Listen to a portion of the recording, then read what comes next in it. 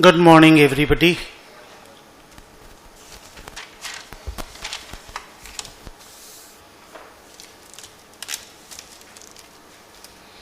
So, last class में एक सम बनाए थे हम लोग ना, एक या दो सम बनाए थे ना, और पैराग्राफ वाइज हम लोग कहाँ तक गए थे? 5 नंबर पैराग्राफ विथ एग्जाम्पल हो गया था ना, ठीक है। 6 नंबर पैराग्राफ पे टिक लगा दो।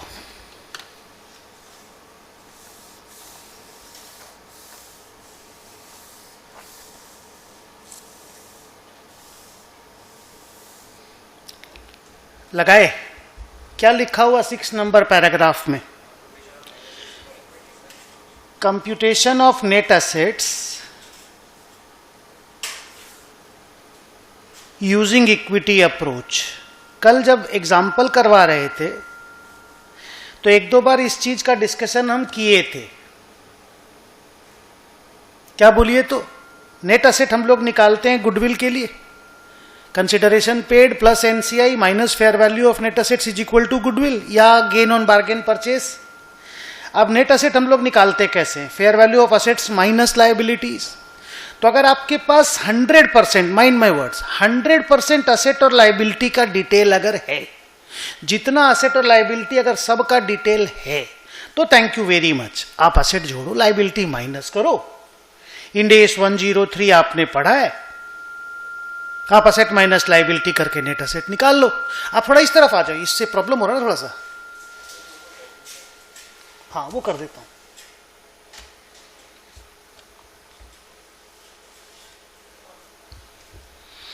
आप असेट माइनस लायबिलिटी कर लो, जो आप बहुत बार किए इंड एस 103 में। फिर कल हम आपको बता रहे थे कि भाई नेट असेट अगर कैरिंग अमाउंट वाइज ढूंढना चाहते हो, कैरिंग अमाउंट वाइज, तो हाँ, असेट माइनस लायबिलिटी कर लो या capital plus reserves and surplus कर लो, जिसको आप लोग इक्विटी बोलते हो बैलेंस शीट में।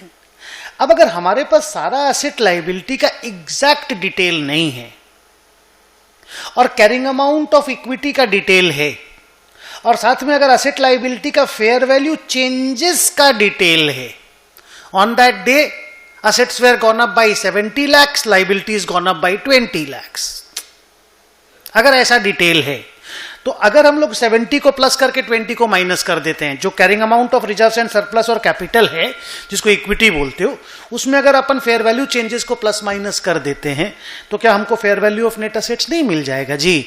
और कल हम आपको नहीं बताए थे 2-3 ठो सम करते करते? मेरे को तो याद है, इवन इस वाले एग्जाम्पल में भी हम आपको बताए थे, जो एक तो बैलेंस शीट वाला सम बना रहे थे हम, इसमें भी हम आपको बताए थे कि अगर ये कैपिटल और रिजर्व्स एंड सरप्लस का फेयर वैल्यूएशन कैरिंग अमाउंट है, तो इसमें अगर जो असेट का फेयर वैल्यू ऐड हुआ है, जिसको हमने 400 का 600 बनाया था असेट के फेयर वैल्यू को, तो अगर इसमें हम 200 ऐड कर देते हैं तो मेरे को fair value of net assets मिल जाएगा। अब आप बोलोगे सर ये क्यों पढ़ा रहे हो आप, व्हाट इज द नीड? तो इसका आंसर बड़ा सिंपल है बेटा, कि बहुत सारा क्वेश्चन, बहुत सारा क्या, मैं तो बोलूंगा 95% से ज्यादा क्वेश्चन आपको ना इक्विटी अप्रोच से नेट असेट निकलवाएगा। ये लोग ना क्वेश्चन डिजाइन ही ऐसा करके देते हैं कि आपका नेट असेट का कैलकुलेशन इक्विटी अप्रोच से होगा, तो उससे आपको वरीड नहीं होने का, घबराने का नहीं है। आप पैराग्राफ 6 का एक एक लाइन रीड करो, रीड करके मेरे को बोलो कि sir it is done and dusted. Anupam इसी चला दे।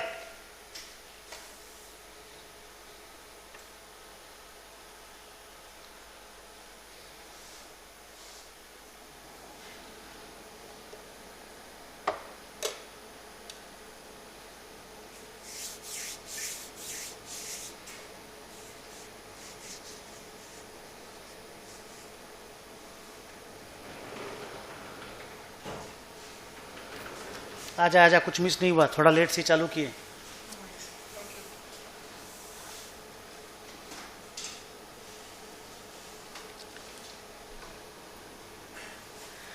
पढ़ लिए, सब एकदम समझ में आ गया।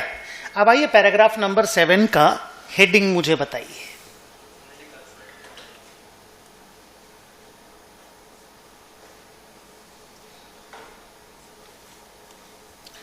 वर्ड समझिए, ओनली कंसोलिडेटेड बैलेंस शीट। अब आप बोलोगे ये सर कैसा तो पैराग्राफ आप लिखवा के दिए हो।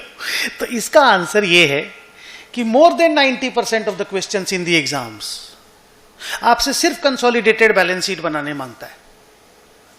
सिर्फ मतलब सर क्या, फिर सिर्फ का मतलब क्या नहीं मांगता है? Consolidated profit and loss account नहीं मांगता है। एक मिनट रुको, मैं आपको बताता हूं। ये देखिए, ये मेरा एग्जांपल था जो हम कल आपको करवाए थे। हम fair value of net asset निकलवाए, गुडविल निकलवाए, उसके बाद ये प्रॉफिट एंड लॉस अकाउंट को कंसोलिडेट किए। देखिए consolidated profit and loss account, ये वो लोग देगा ही नहीं, डिटेल ही नहीं देगा तुमको। सेल, परचेज, सैलरी, रेंट देगा तब ना आप प्रॉफिट एंड लॉस अकाउंट बना पाओगे, हम देंगे ही नहीं। तो सर फिर हम लोग कैसे बनाएंगे? बिना पीएल के कभी बैलेंस शीट बनाए क्या? बिना पीएल के बैलेंस शीट बनता है क्या? आंसर इज बनता है। डेटा कैसा दिया हुआ है उस पर डिपेंड करता है। भाई पीएनएल से क्या प्रॉफिट फॉर द ईयर ही तो चाहिए, तो प्रॉफिट फॉर द ईयर हमसे डेटा ले लो ना। आपको पीएनएल अकाउंट बनाने का ही क्यों आग लगा हुआ है? हम मांग ही नहीं रहे, हम आपको बोल रहे ये रहा प्रॉफिट फॉर द ईयर, ये लो होल्डिंग का प्रॉफिट। ये मैं आपको ऐसा दे दिया कि ये लो होल्डिंग का प्रॉफिट, ये लो सब्सिडियरी का प्रॉफिट। तो क्या आप कंसोलिडेटेड प्रॉफिट नहीं निकाल लोगे? खाली प्रॉफिट का फिगर देना चाहिए, जोड़ना ही जरूरी है क्या? 800 प्लस 500, 1300, 400 प्लस 300, 700, ये जोड़ना जरूरी है क्या? फिर इस प्रॉफिट में डेप्रीसिएशन का मिस्टेक है, याद है ना वो कल वाला एग्जाम्पल, उसको सुधार लो। सुधार करके काम ही तो करने से मतलब है, काम कर लो। तो सर सुधारने के बाद 140, याद है 140 का प्रॉफिट आया था। अब उसका 80% हम लोगों का है, 20% एनसीआई का है, तो 80% हमारे रिजर्व सरप्लस में ऐड कर लो, 20% एनसीआई को दे दो। इतना ही तो काम प्रॉफिट एंड लॉस अकाउंट से होता था। तो please please please please please stereotyped बनने का दरकार नहीं है, इनोवेटिव बनने का है। अगर आपसे सिर्फ कंसोलिडेटेड बैलेंस शीट बनाने मांगा है तो एकदम भी घबराने का नहीं है, इट्स फाइन एंड ओके। आप खाली प्रॉफिट फॉर द ईयर पता कर लो, वो भी सब्सिडियरी का, क्योंकि होल्डिंग का प्रॉफिट तो होल्डिंग के पीएल से बैलेंस शीट में जा चुका होगा। आप खाली सब्सिडरी का प्रॉफिट फॉर द ईयर पता कर लो। फॉर द ईयर मतलब मेरे होल्डिंग करने, बोलो बोलो बोलो, के बाद उसने कितना प्रॉफिट मेरे लिए कमाया। तो सर हम लोग तो अभी पूरा ही प्रॉफिट पता कर पाएंगे, आंसर जहां पता कर लो। Opening reserve surplus, closing reserve surplus का गैप पता कर लो। नहीं समझे? वहां पता करके करेंट ईयर का सब्सिडरी का प्रॉफिट, करेंट ईयर का मतलब पोस्ट एक्विजिशन रे बेटा। हाँ, आप लोग कल बोले थे पोस्ट एक्विजिशन वर्ड से हम लोग कंफर्टेबल हैं, तो पोस्ट एक्विजिशन प्रॉफिट पता कर लो ना भाई। उसका 80% होल्डिंग के रिजर्व सरप्लस में ऐड करा दो, 20% एनसीआई को दे दो। तो सर एनसीआई तो निकाले ही नहीं है, क्यों? वो सारा काम तो करेंगे, खाली पीएल बनाने मना किए। Fair value of net asset निकालेंगे, NCI opening balance on the date of acquisition. मैं अगर ओपनिंग बैलेंस बोलूंगा तो on the date of acquisition बोलूंगा, फॉर द ईयर बोलूंगा तो पोस्ट एक्विजिशन बोलूंगा। मैं ये मान के पढ़ा रहा हूं कि 1425 को हमने 80% स्टेक खरीदा है और 31,326 को हम कंसोलिडेशन कर रहे हैं। ये बेस डेटा है, इसी के बेस पे हम अगला 10 पैराग्राफ आपको पढ़ाएंगे। तो मैं on the date of acquisition बोलूं या ओपनिंग डेट बोलूं, कोई प्रॉब्लम है? मैं फॉर द ईयर बोलूं या पोस्ट एक्विजिशन बोलूं, कोई प्रॉब्लम है? आप कंफर्टेबल हो? फाइनल में हो? कंफर्टेबल हो? Thank you. सुनो, हम आपसे सबसे पहला working fair value of net asset करवाएंगे, हम दूसरा वर्किंग एनसीआई करवाएंगे, हम तीसरा वर्किंग कंसिडरेशन पेड करवाएंगे, हम चौथा वर्किंग गुडविल करवाएंगे, हम पांचवा वर्किंग सब्सिडरी का करंट ईयर का प्रॉफिट निकलवाने का करवाएंगे, हम छठा working closing balance of non controlling interest करवाएंगे, हम सातवां working consolidated reserves and surplus का बैलेंस का वर्किंग करवाएंगे। फिर से सुन लो, हम लिखाएंगे भी ये वाला चीज कॉपी में, बुक में लिखा हुआ नहीं है। Fair value of net asset निकल गया, एनसीआई निकल गया, कंसिडरेशन पेड निकल गया, गुडविल निकल गया। ये डेटा के लिए क्या आप इंड एस 110 का मोहताज हो? मोहताज मतलब क्या इसी से आपका काम होगा या पहले ही काम हो चुका था? हो गया था, कर लो, ये चारों वर्किंग कर लेना। फिर आप सब्सिडरी का करंट ईयर का प्रॉफिट, करंट ईयर समझ गए, पोस्ट एक्विजिशन निकलवाएंगे तुमसे मेहनत करवा करके। अच्छा, उसको रेक्टिफाई भी करवाएंगे। हेलो, अगर वो गलत सलत है उसको रेक्टिफाई करवाएंगे, क्योंकि वो as per the accounting policy of the parent भी होना चाहिए और as per the revalued figure of assets and liabilities भी होनी चाहिए। जल्दी बोलो, जच गया? जस गया ना बेटा? तो वो करवा लेंगे, उसका हम 80-20 भी करवा लेंगे उसी वर्किंग में। क्या चीज का 80-20? 80 होल्डिंग का, 20 सब्सिडरी का। ये काम हम करवा लेंगे आपसे। ये मेरा वर्किंग नोट नंबर 5 रहेगा। छठा वर्किंग नोट रहेगा मेरा एनसीआई का क्लोजिंग बैलेंस निकलवाना। वो कैसे निकलेगा? जितना opening. Thank you for using ओरिथ्रो ओपनिंग बैलेंस। अब तुम भी ओपनिंग बोलने लग गया, ज्ञान नहीं, एक्विजिशन डेट नहीं बोल रहा तुम भी, हम भी नहीं बोलेंगे। एनसीआई का ओपनिंग ले ले, फिर जितना एनसीआई को प्रॉफिट देना है दे दे, लॉस देना लॉस माइनस कर दे, कोई प्रॉब्लम नहीं। फिर हम आपसे कंसोलिडेटेड रिजर्व्स एंड सरप्लस का वर्किंग करवाएंगे। वो कैसे? होल्डिंग का तो पूरा ही ले लेंगे, होल्डिंग का तो बैलेंस शीट से रिजर्व सरप्लस ले लेंगे, उसका तो करंट ईयर का भी ऐड हो गया होगा उसके बैलेंस शीट में। और सब्सिडरी का जितना प्रॉफिट आया था उसका 80% ले जा करके ऐड करवा देंगे, रिजर्व सरप्लस भी मिल गया। सर फिर क्या करना है? फिर कंसोलिडेटेड बैलेंस शीट बनाना है। सर असेट लायबिलिटी का क्या करना है? तुम बोलो क्या करना है, कल पढ़ाए थे। लाइन बाय लाइन एडिशन करना है और ध्यान रखना है कि सब्सिडरी का असेट लायबिलिटी फेयर वैल्यू के हिसाब से निकला हुआ होना चाहिए। इसके लिए अगर सब्सिडरी ने तुम्हारे ऊपर एहसान किया है और पहले से फेयर वैल्यूएशन करके ही बैलेंस शीट बना के दिया है, उसको एक बार बोलो थैंक यू वेरी मच बोल देने का क्वेश्चन पेपर को, और नहीं तो फिर तुम मेहनत करोगे। क्लियर? तो asset liability line by line addition करके कर लेंगे। गुडविल, ये रहा वर्किंग नोट। जल्दी बोल, गुडविल का वर्किंग नोट आपके पास है, ले जाके पेस्ट कर दो। एनसीआई कहां गया? एनसीआई लिखे थे हम यहां पे, ये रहा एनसीआई, क्लोजिंग एनसीआई का वर्किंग नोट है तुम्हारे पास। कैपिटल होल्डिंग कंपनी का लेना ही है, और रिजर्व सरप्लस का वर्किंग तेरे पास है, तो पूरा इक्विटी भी हो गया, capital plus reserve surplus plus NCI तो चाहिए, पूरा एनसीआई भी हो गया, पूरा इक्विटी भी हो गया, असेट लायबिलिटी ऐड करके लाए ही थे, बैलेंस शीट बन गया। तो क्या हम कंसोलिडेटेड बैलेंस शीट बनाने के लिए कंसोलिडेटेड P&L अकाउंट का बनाना जरूरी समझते हैं? नहीं, फिगर का होना जरूरी है। क्लियर है? आपको अगर याद हो तो इंटरमीडिएट में बहुत सारा ब्रांच के चैप्टर में बहुत सारा सम्स ऐसा होता था कि ट्रायल बैलेंस में सेल परचेज कुछ रहता ही नहीं था, प्रॉफिट फॉर द ईयर रहता था।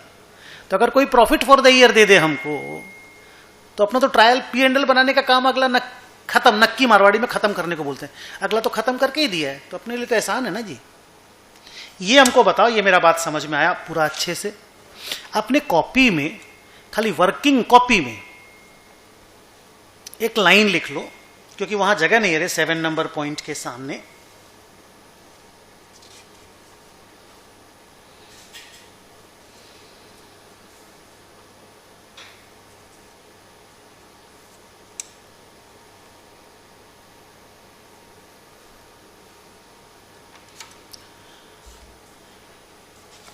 लिखो, we will prepare the following working notes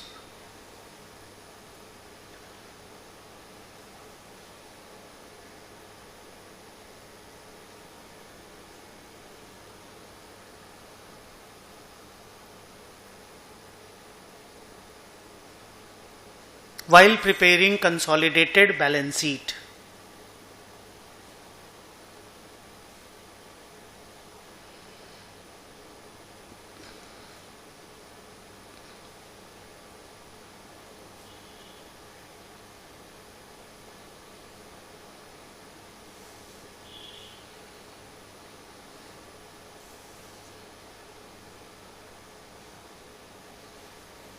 board पे दिख रहा है?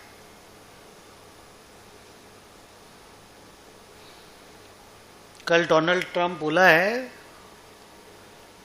कि ईरान ने हमको, मैंने वो लोग बोला है कि मार्को रूबियो और वो एक तो नाम भूल गया मैं किसका, ऐसे तो 4 जने बात कर रहे हैं, बोला बात था पीट हेक्सेथ था, पीट हेक्सेथ पता नहीं और कोई था, ऐसे तो कुशनर और उसका जवाई जो है विटकॉफ, वो दोनों भी बात कर रहे हैं, और बोलता है कि ईरान ने हम लोगों को एक बहुत बड़ा प्राइज दिया है जो ऑयल एंड गैस से रिलेटेड है, जो millions and billions of dollar का है। अब मेरे को आज से टेंशन ये हो गया कहीं स्ट्रेट ऑफ हॉर्मुज पे डोनाल्ड ट्रंप का कंट्रोल तो नहीं हो जाएगा, क्योंकि अगर ईरान का है तब तक तो फिर भी ठीक है, आप समझा सकते हो उस आदमी को। ये लफड़ा उफड़ा खत्म हो जाने के बाद ईरान कम से कम खोल तो देगा straight of Hormuz. Donald Trump तो उसके ऊपर अलग से टैरिफ लगाएगा। आप समझ रहे हो मैं क्या बोल रहा हूं? नहीं, बातचीत तो चली रही है मुन्ना, ये मैं बता रहा हूं ना, ये तो ठीक ऐसा ही होता है वॉर में। वॉर में जैसे अभी प्रथम क्या बोल रहा है, प्रथम बोल रहा है ईरान सारा बातचीत का पूरे प्रोसेस को ही डिनाई कर रहा है। Nobody is saying that, I mean from Iran side nobody is saying that we are talking, but we know they are talking. I mean मेरे पास कोई बहुत खुफिया इंफॉर्मेशन नहीं है, नहीं समझे बात को, लेकिन मैं जानता हूं कि बातचीत चल रही है, और बातचीत सिर्फ आज से नहीं चल रही है, पहले दिन से चल रही होगी बातचीत। बैक डोर चैनल हमेशा खुला हुआ रहता है, डिप्लोमेटिक चैनल बोल दो, डिप्लोमेसी बोल दो, हमेशा खुला हुआ रहता है। भारत की तरफ से, रसिया की तरफ से, चाइना की तरफ से, टर्की की तरफ से, यूएई की तरफ से, कतर की तरफ से बातचीत चालू रहता है हमेशा। नहीं समझे? कौन सा बातचीत कहां पे क्लिक कर जाए अलग बात है। तो बातचीत चालू है। बातचीत मेजॉरिटी में जो हो रही है वो ईरान का जो स्पीकर है ना, लोकसभा विधानसभा का, जो भी उनके वहां पे जो हाउसेस हैं उसके बीच में, और डोनाल्ड ट्रंप का जमाई है विटकॉफ और कुशनर, विटकॉफ जमाई है, जब कुशनर तो कुछ और कोई और है, उन दोनों के बीच में चल रहा है। कल तो वो सारे लोग, ईरान का सारा थिंक टैंक पाकिस्तान फ्लाई करके गया सुबह 9 बजे, इस्लामाबाद फ्लाई करके गया है जेट से। सर आपके पास आप एरोप्लेन का फोटो आया था क्या? आंसर नहीं, इंफॉर्मेशन आता है, और उसके लिए इजराइल से फ्लाई करने का परमिशन लेके गया। कहीं इजराइल मार तो नहीं देगा? इजराइल बोला नो अटैक, और ये वहां पे अमेरिका के जो भी काउंटर पार्ट है उनसे बातचीत करने के लिए वो लोग गया है। हम मार्को रूबियो, और क्या बोले हम, मार्को रूबियो और एक जन कौन, हेक्सेट ना कौन, पता नहीं, अब पीटर हेक्सेट नहीं था, कोई और था, पता नहीं, अभी बता देंगे। तो ये बातचीत चल रहा है, उधर मार्को रूबियो और उनका भी बातचीत चल रहा है आपस में। तो बोला ईरान ने ये कमिट कर दिया है। अब डोनाल्ड ट्रंप का बात को कल वो लोग मना कर दे, देखिए अलग बात है, ठीक है, बट यहां पे आज के दिन मेरे को नहीं लग रहा कि डोनाल्ड ट्रंप झूठ बोल रहा है, ऐसे वो है झूठा, बट अभी मेरे को नहीं लग रहा कि वो झूठ बोल रहा है। ईरान बोलता है इस बात पे मान गया है कि हम न्यूक्लियर वेपन नहीं बनाएंगे।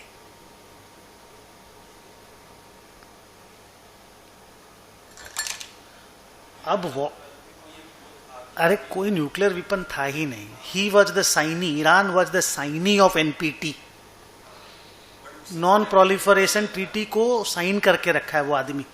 बट ठीक है ना, हमारे यहाँ मारवाड़ी में बोलते हैं, मारवाड़ी में एक वर्ड बोलते हैं कि नागो सब न मारा नागा न कुण मारा, मतलब जो बदमाश होता है ना वो सबको मारते हुए चलता है, उसको कौन मार रही? डोनाल्ड ट्रंप का वही वाला हालत है। बट एनीवे, लेट्स होप कि सब चीज ठीक ठाक हो जाए कम से कम। और बहुत बड़ा आज मतलब बहुत मेरा गुस्सा भी है इस बात से, कल झमेला हो रहा था मेरे दोस्तों के साथ अगेन मोदी को लेकर के। I am very very disappointed with Narendra Modi at this point of time. हल्का फुल्का नहीं, very very disappointed, very very. आप इतना बड़ा लीडर अपने आप को बोलते हैं, वर्ल्ड का गुरु है, विश्व गुरु, फलाना ढिमकाना, आपको दिखाई नहीं दे रहा वार होने वाला है? आप इतने कमजोर हैं, खाली इलेक्शन जीतना आपका काम है। आपको नहीं समझ में आता है कि एलएनजी वगैरह का पिए, जो भी अपने एलएनजी लगता है कि एलपीजी लगता है खाने में, और गाड़ी में एलएनजी, आपको नहीं समझ में आता है कि इन सब का भर वो कर लेना चाहिए स्टोरिंग। आम आदमी करे तो होर्डिंग बोल देते हो, ठीक है, पर देश तो कर सकता है। आपको ऑर्डर पहले से देकर के मंगवा नहीं लेना चाहिए था। लड़ाई जिस दिन हुआ, हॉर्मूज जिस दिन बंद हुआ, लड़ाई जिस दिन हुआ उस दिन भी नहीं, हॉर्मूज जिस दिन बंद हुआ उस दिन सारा कंपनी सबको बोला please don't take it otherwise. हाँ, तुम बहुत बड़ा मोदी सपोर्टर हमको मालूम है, तुम भी है, बट फिर भी, और तुम्हारे को आज बहुत अच्छा लगेगा सुदर्शन अग्रवाल का बातचीत। जिस दिन हॉर्मूज बंद हुआ सर, उस दिन आप जाकर के बोल रहे हैं। कि प्रोडक्शन बढ़ाओ, 24 घंटा काम करो। क्यों 24 घंटा काम करने का बात आप पहले नहीं बोल सकते थे? 1 महीना पहले से प्रोडक्शन नहीं बढ़वा सकते थे? किस चीज का फिर लीडर सर? घर में अगर कोई विपत्ति आने वाला है और हम अगर उसको सॉल्व नहीं करेंगे तो कौन करेगा? क्यों नहीं बनाया? आप 15 साल से बतौलाबाजी कर रहे हैं। 10-11 साल हो गया आपको। आप तो अलग बनने के लिए आए थे। मैं वही तो बोल रहा हूं, क्या फर्क हुआ? क्या फर्क हुआ एनडीए यूपीए में? कितना डिपेंडेंस है। रोज बोलता हम लोग सेल्फ सफिशिएंट बनेंगे। अरे तो बनेंगे बनेंगे बनेंगे बनेंगे, बनो रे बाबा, कुछ करो वहां पे। अभी सब बात हम अगर बोल देते तो बुरा है। सुदर्शन अग्रवाल तो एंटाई बीजेपी है, एंटाई नेशनल है। वही बोलना पड़ेगा जो सरकार सुनना चाहे। ये थोड़ी तरीका है भैया। दोस्त लोग गाली गलौज करने लग जाते हैं मेरे साथ, हालांकि हम बोलने लायक भी नहीं है। ये कैसा बीजेपी सपोर्टर है? तुम समझ रहे हो हम लोग की औकात? उसकी तो फिर भी अच्छी औकात है कि वो एंटाई बीजेपी भी है तो कम से कम उसको पता है हम तो प्रो बीजेपी हैं और हम अगेंस्ट में नहीं बोल सकते। पॉलिसी के अगेंस्ट में तो बोलेंगे सर, कि नहीं बोलेंगे? देख रहे हो, आदमी देख रहा है कि सारे एफआईआई लोग अपना पैसा विड्रॉ कर रहे हैं, प्रॉब्लम हो रही है देश में। आपका नहीं चलेगा इकोनॉमी बिना उनके पैसा के। आपको उसके बाद भी एसटीटी बढ़ाना है, लॉन्ग टर्म कैपिटल गेन रखना है, शॉर्ट टर्म कैपिटल गेन सब रखना है, बढ़ाते जाना है। ये क्या बुद्धि है? साला कॉमन आदमी नहीं करेगा ये सब बेवकूफी। कंट्री इज रेजिलियंट, मां कसम तुम्हारी वजह से है क्या कंट्री इज रेजिलियंट? यहां के यंगस्टर लोगों की वजह से है ना। होपलेसनेस आ गया मेरे अंदर, कोई होप नहीं रहा। मैं सच बताता हूं, मतलब बहुत हमको उम्मीद था। खैर अब मेरे को लगता है बस उसमें और राहुल गांधी में 40 और 60 का ही फर्क है।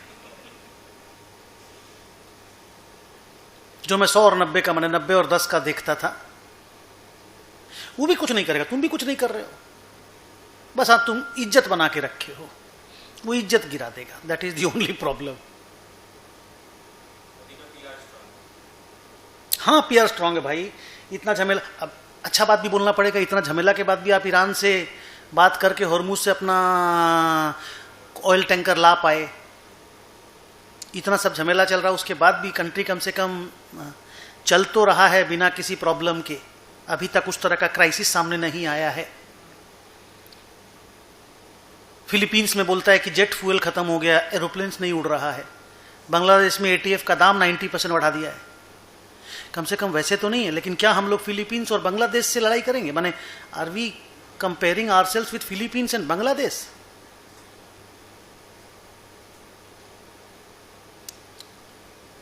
बट सर मेरे ग्रुप में ये सब बातें बोली नहीं जा सकती। हमको बोल दिया जाएगा तुम बाहर बैठ, बेटा तेरा उम्र हो गया है, 53-54 साल हो गया है, तेरा उम्र हो गया, तुम नहीं। I am very very disappointed with this war handling. अच्छा, इस वॉर हैंडलिंग को लेकर के पूरा दुनिया मार, पूरा मतलब हिंदुस्तान लगा हुआ, मोदी ने वार गजब तरीके से हैंडल किया। वही तो मैं पूछ रहा हूं। मैं तो सामने दे रहा हूं क्या क्या कहानी हुई है। Pathetic display. खास करके ये जो एलएनजी पीएनजी वगैरह जो भी लगता है, एलएनजी और एलपीजी और क्रूड ऑयल, मतलब ये जो दुबई वाले लोग हैं और ये क्या नाम इसका, सऊदी वाले लोग, जब ईरान का बातचीत चल रहा था तो millions and millions of barrel of stock ship में लोड करवा करके समंदर में छोड़ दिया। इस तरफ में नहीं, हॉर्मुज की तरफ में नहीं, दूसरा वाला साइड में, वेस्ट साइड में, जो भी। समझ रहे हो हम क्या बोल रहे हैं? और यहां जिनको जरूरत है, बिना एनर्जी के मर जाएंगे हम लोग। कोई प्रिपरेशन ही नहीं है।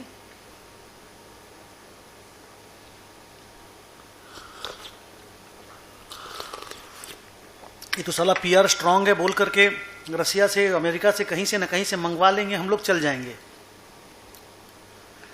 नहीं तो जिंदा हैं, हम लोग का सपोर्ट रसिया के साथ है, हम लोग बना के रखा रसिया के साथ हमेशा से।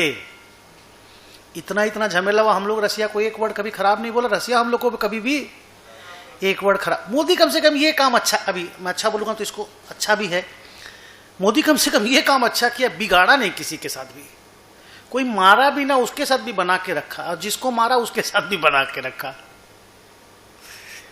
ये चीज कम से कम अच्छा, मारवाड़ी, प्रॉपर मारवाड़ी जिसको बोलते हैं ना, गुजराती तो मारवाड़ी से भी आगे होता है ना, वैसा बिहेवियर था इस बंदे का। मजा आया लेकिन इस चीज में कि सब कुछ झमेला है।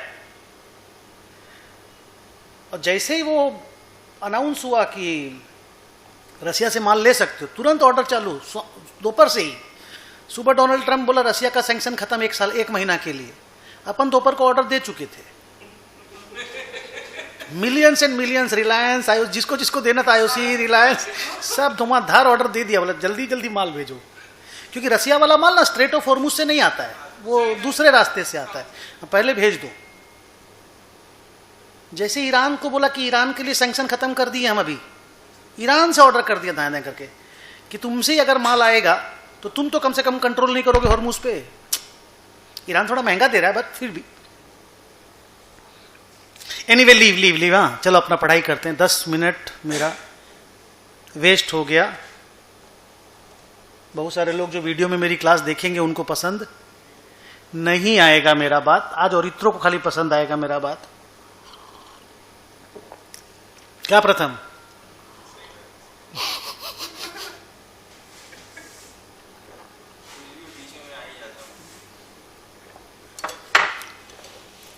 तुम और मैं ऐसे ही रहेंगे अब, थोड़ा दिन के बाद अब पढ़ लेगा तुम फाइनल, उसके बाद तो हम लोग क्या कब मिलेंगे, लेकिन याद हम रखेंगे तुमको हमेशा। एंटाई मोदी, हाँ अच्छा आ जाओ। क्या क्या लिखा बोलो अब, भूल जाओ उन सारी बातों को, अब आ जाओ काम पे। हाँ मैं आज अपने नेचुरल उसमें था, आजकल मैं सब बात बहुत कम कर दिया बोलना, नहीं आजकल मैं खाली पढ़ाने से मतलब रखता हूं, बहुत दिन के बाद बोला। तो हम लोग fair value of net asset निकालेंगे, सब्सिडरी का एनसीआई निकालेंगे, कंसिडरेशन पेड निकालेंगे, goodwill gain on bargain purchase निकालेंगे। उसके बाद हम निकालेंगे सब्सिडरी का करेंट ईयर का profit, subsidiary post acquisition profit. ये क्यों निकालेंगे बोलो? हाँ इसी को ही तो एनसीआई और होल्डिंग में बांटना है, and divide it.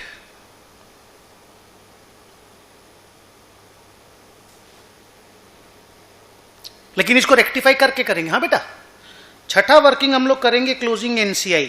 Closing NCI क्यों निकालना जरूरी है? बैलेंस शीट में लिखने के लिए। फिर हम लोग वर्किंग करेंगे closing consolidated reserves and surplus.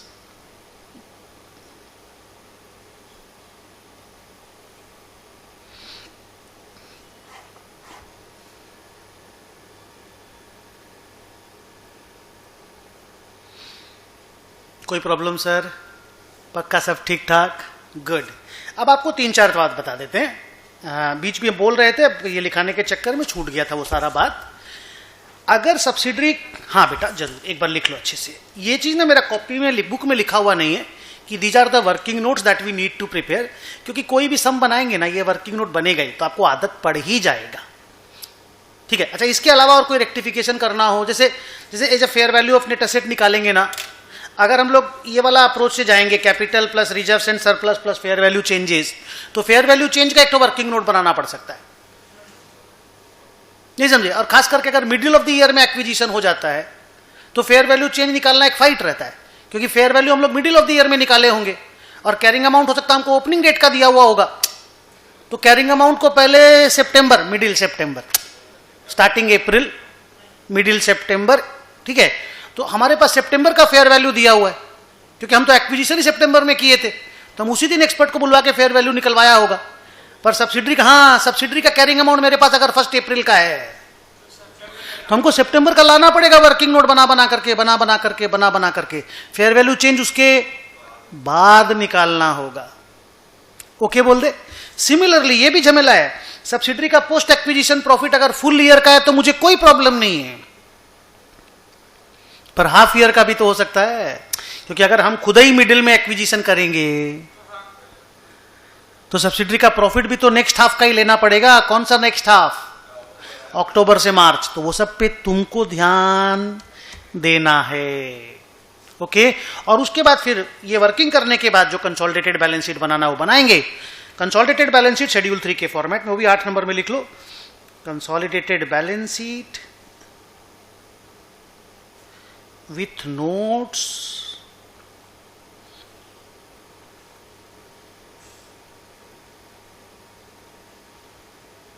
consolidated balance sheet with notes and statement of changes in equity।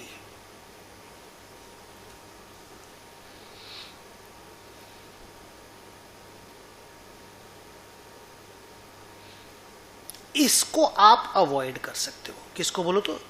Statement of changes in equity को, क्योंकि नॉर्मली ये ओपनिंग से लेकर के क्लोजिंग तक के चेंजेस के लिए होता है, बट ठीक है, इसको आप एट बेस्ट अवॉइड कर सकते हो। नहीं तो इसको बनाओगे ना तो होल्डिंग का बिगिनिंग का फिगर ले लेना एंड देन करेंट ईयर का एडिशन सब ले लेना, तो बन भी जाएगा। आ जाओ अब अगला एपिसोड। अगला एपिसोड है 1424 को हम स्टेक लिया था 25%,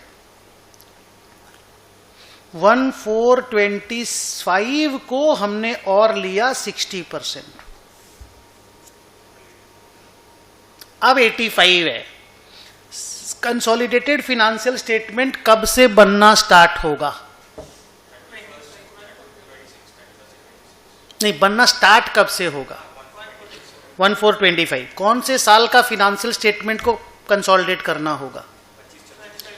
25-26। कंसोलिडेटेड बैलेंस शीट पहली बार कब बनेगा? डेट बताओ, बैलेंस शीट बोल तो डेट बताया करो, ईयर नहीं। 31/3/26। कोई डाउट नहीं है, कॉन्सेप्ट है सिंपल, छोटा बच्चा वाला, इजी है। Consolidation procedure always begins from the date of acquisition, not before that.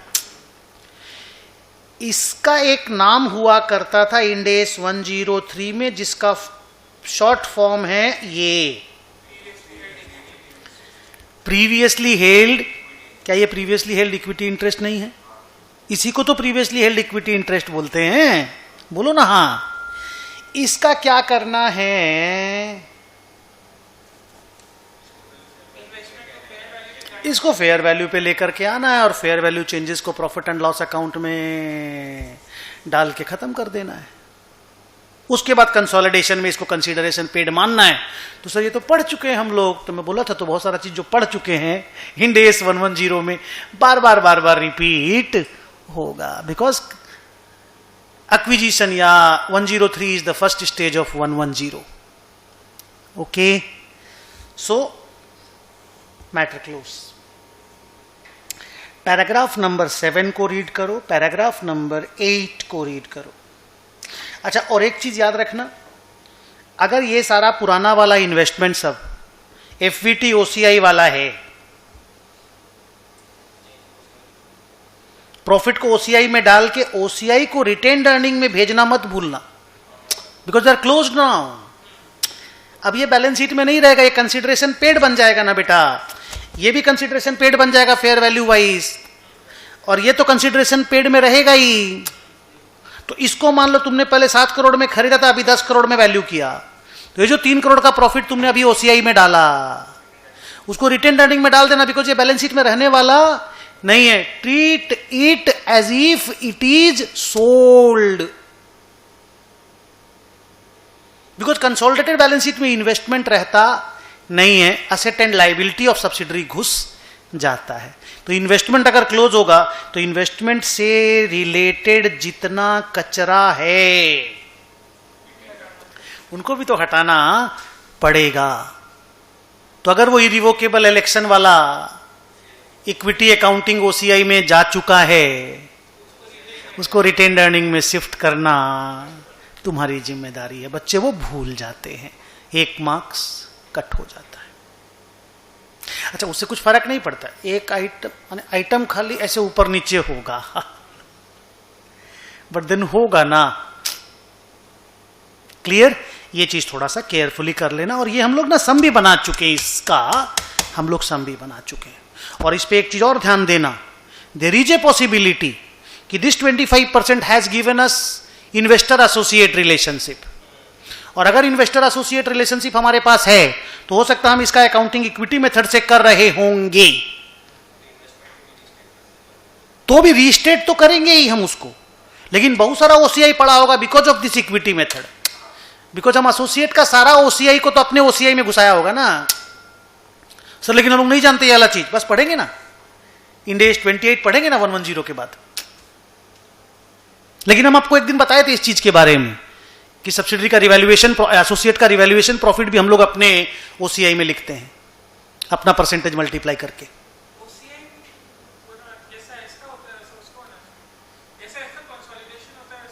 नहीं, वैसा नहीं होता है, खाली इक्विटी मेथड, उसमें खाली इन्वेस्टमेंट प्लस माइनस होता है। आपको बताया तो एक दिन हम बैठ बस असेट लायबिलिटी फिर कैसे ऐड करोगे? अगर आप इन्वेस्टमेंट को बैलेंस शीट में रखोगे, भाई दो में से एक चीज बैलेंस शीट में रहेगा, या तो इन्वेस्टमेंट। एक मिनट रुक, तो यहां देख, यहां पे हम लोग के पास इन्वेस्टमेंट था, जब कंसोलिडेशन बनाया तो फिर इन्वेस्टमेंट तो गायब हो गया ना। और प्रॉफिट एंड लॉस अकाउंट का कंसोलिडेशन जो होता है वो पीएल बना के ऐड कर करके नहीं होता है, खाली प्रॉफिट निकलता है एसोसिएट का, अपना परसेंट मल्टीप्लाई करते हैं और इन्वेस्टमेंट में ऐड कर देते, पीएल में ऐड कर देते हैं। ओसीआई का इनकम रहेगा तो ओसीआई में, पीएल का इनकम रहेगा तो पीएल में। पीएल तो दो तरह का होता है ना, हाँ, रेस्पेक्टिव इनकम का हेड में, मतलब इनकम भी क्या, प्रॉफिट फ्रॉम एसोसिएट, ये वाला वर्ड रहता है।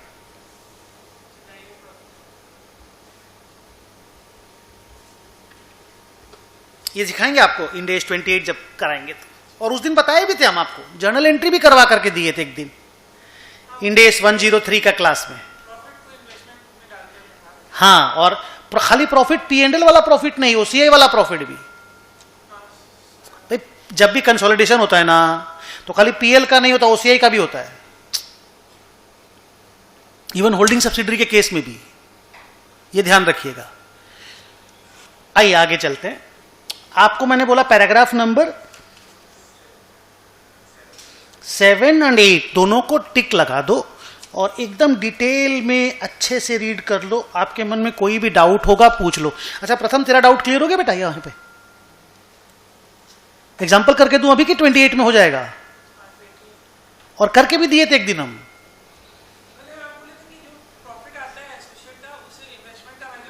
और तो क्रेडिट साइड में भी तो कुछ लिखोगे, बस इन्वेस्टमेंट टू प्रॉफिट, एक जर्नल एंट्री होता है just. Sale purchase line by line addition नहीं होता।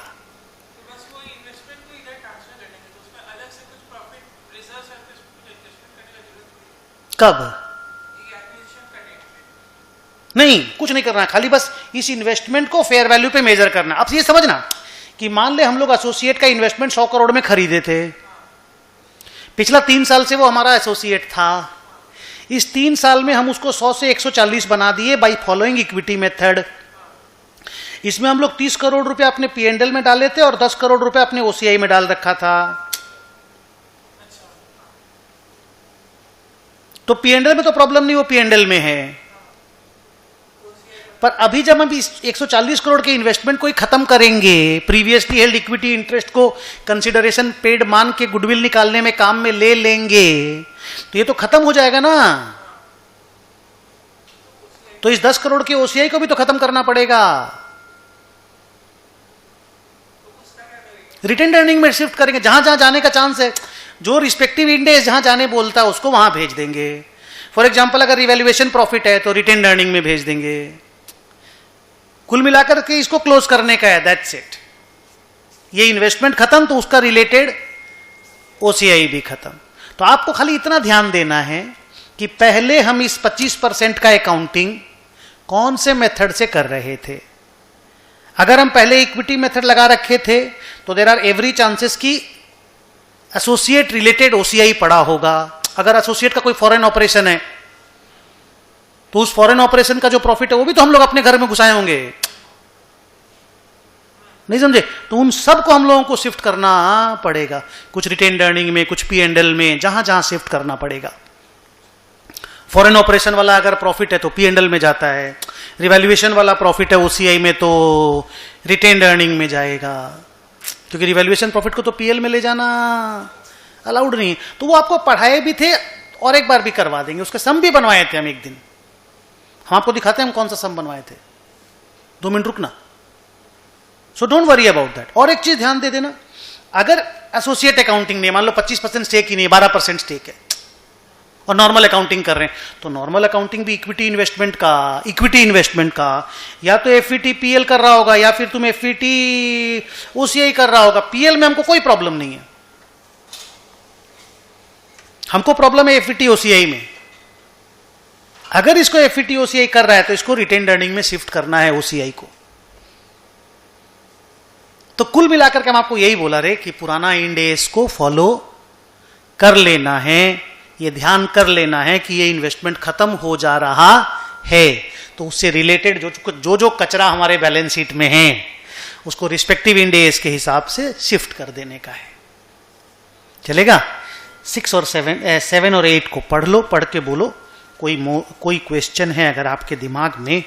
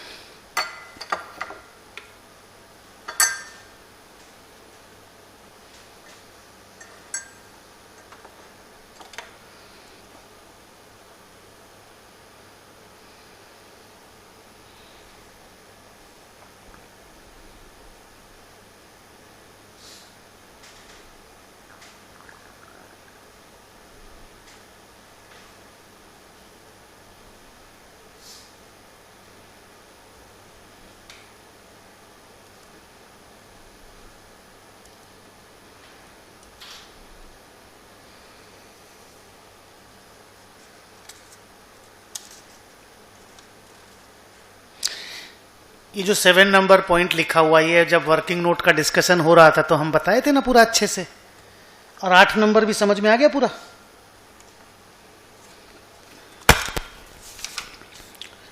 अब आइए 9 नंबर पैराग्राफ, हेडिंग आप बताओगे, डिस्कशन हम करके देंगे। Uniformity of accounting policies.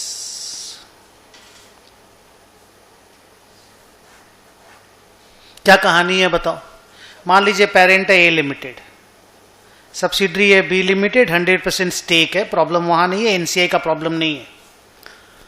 Problem ये है कि ये एसेट लायबिलिटी के क्लासिफिकेशन को लेके हो या कोई चीज के ट्रीटमेंट को लेकर के हो, ये वो पॉलिसी यूज करता है जो हम लोग नहीं करते, हम लोग अलग हैं।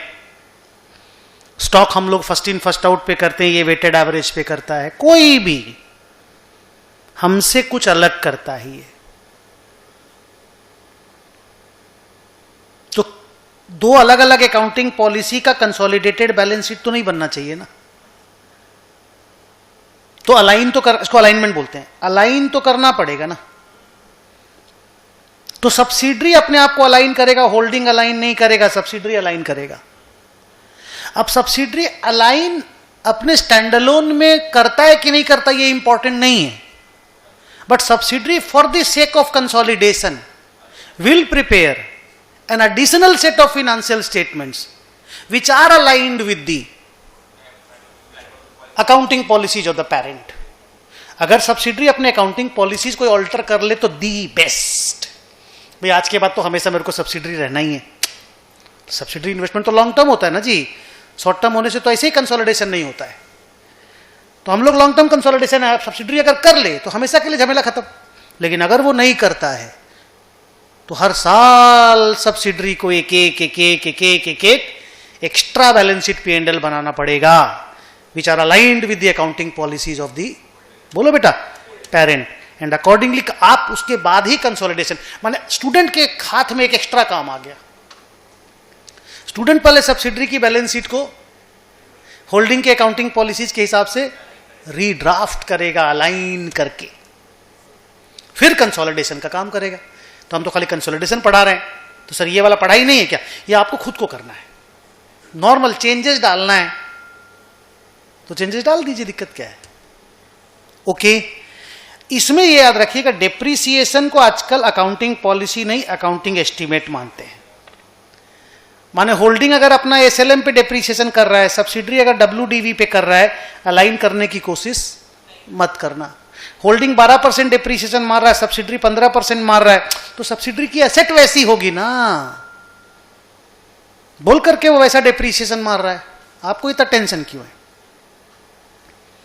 तो डेप्रीसिएशन को अलाइन मत करना, बाकी सब अलाइनमेंट तुमको जो जो करना है वो कर देना, बिकॉज डेप्रीसिएशन को एस्टीमेट, याद है इंड AS 16 में हम आपको पढ़ाए भी थे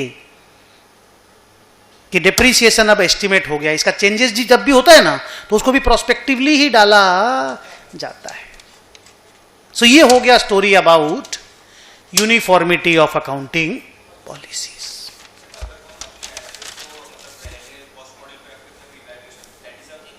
Yes, that is a change in the policy. That is a change in the policy.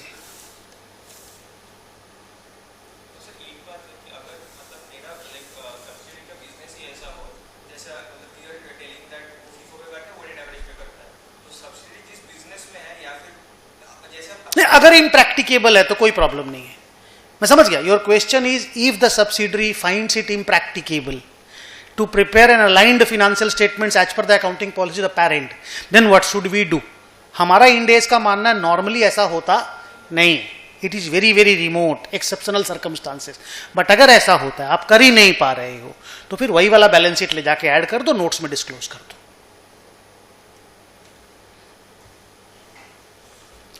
सो मेरा पैराग्राफ नंबर 9 का डिस्कशन हो गया, मेरा 10 का भी डिस्कशन हो गया, आप टिक लगा दो। सर 10 आप पढ़ाए नहीं, 10 हम पढ़ा दिए हैं। 10 का एक हिंट आपको पैराग्राफ नंबर 7 में भी मिला होगा, ठीक है? आप 10 पढ़ो और 9 पहले पढ़ लो, फिर 10 पढ़ लो। 10 का हेडिंग है प्रॉफिट और losses of the subsidiary, current year वाला, पोस्ट एक्विजिशन वाला। हाँ, पहले 9 पढ़ो।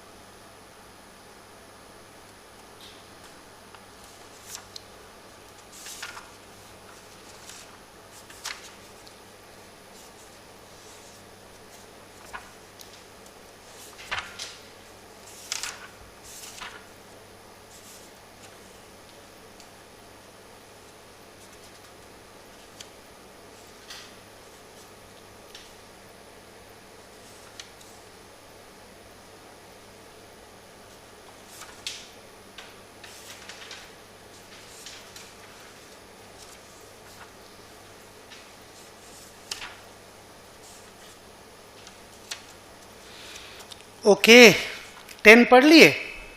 10 में एक चीज के बारे में हम बोले और हम बातचीत करते वक्त पहले भी बोल दिए थे कि याद रखना खाली P&L का ही कंसोलिडेशन नहीं होता, OCI का भी होता। P&L तो CI OCI दोनों को ही बोलते हैं रे बाबा, एक फर्स्ट पार्ट ऑफ P&L, एक सेकंड पार्ट ऑफ P&L है, एक में सेल माइनस खर्चा है और एक में वो सब इनकम है, actuarial gain and losses, revaluation profits and losses, foreign exchange का ट्रांसलेशन वाला, वो क्या नाम, फॉरेन ऑपरेशन वाला, कैश फ्लो हेज वगैरह। तो इनका भी जैसे कंसोलिडेशन होता है ना P&L वाले का, इनका भी वैसे ही कंसोलिडेशन होता है।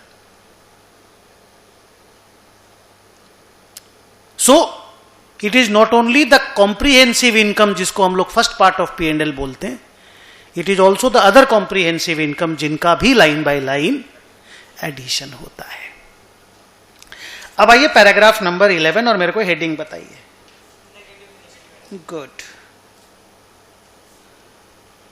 मान लीजिए ओपनिंग एनसीआई था 400 करोड़ रुपया का, इसको करेंट ईयर का लॉस मिला, लॉस 130 करोड़ का। माइनस करो 270 करोड़ रुपीज एनसीआई में, दिखाओ प्रॉब्लम कहां है। जैसे प्रॉफिट डिवाइड होता है वैसे लॉस भी डिवाइड होता है, हम आपको बोले ही थे। बच्चों के दिमाग में प्रॉब्लम कब आता है कि मान लो ओपनिंग इज 270 नेक्स्ट ईयर, अब इसके हिस्से का प्रॉफिट ही है 300 करोड़ का लॉस। सेकेंड ईयर में इसको 300 करोड़ रुपए का लॉस मिला एनसीआई को, हमको 1200 करोड़ का लॉस मिला है, तो इसका बैलेंस आ गया -30। इंटरमीडिएट में जब हम लोग एस पढ़ते थे ना, एस 21, इसको 0 तक लेके जाते थे, 0 तक, और बोलते थे बाकी का लॉस होल्डिंग बियर कर लेगा, पेरेंट बियर कर लेगा। इंड एस ये अलाउ नहीं करता। इंड एस बोलता है if it is -30 let it be -30। तुम्हारा अपना भी तो तुम माइनस में दिखाते हो, और एनसीआई कोई आउटसाइडर तो है नहीं, इक्विटी के अंदर में तो एनसीआई को दिखा रहे हैं, तो इक्विटी में तो कोई चीज भी माइनस में जाए क्या तो फर्क पड़ता है। तो इंड एस बोलता है अगर नेगेटिव एनसीआई भी आ जाए कोई प्रॉब्लम नहीं। ये डिफरेंस है एस में और इंड एस में। एस 21 में 0, एस 21 था ना रे, हाँ 21, उसमें 0 से नीचे ले जाना अलाउड नहीं होता था। इंड एस 110 बोलता है अगर नेगेटिव एनसीआई है ब्रैकेट में दिखला दो। ओके, अब आ जाओ पैराग्राफ नंबर 12।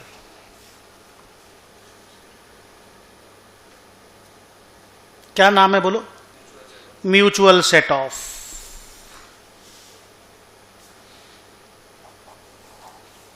हम लोग बोलते हैं elimination of intra group outstandings. क्या बोलते हैं? Elimination of intra group outstandings. मान लो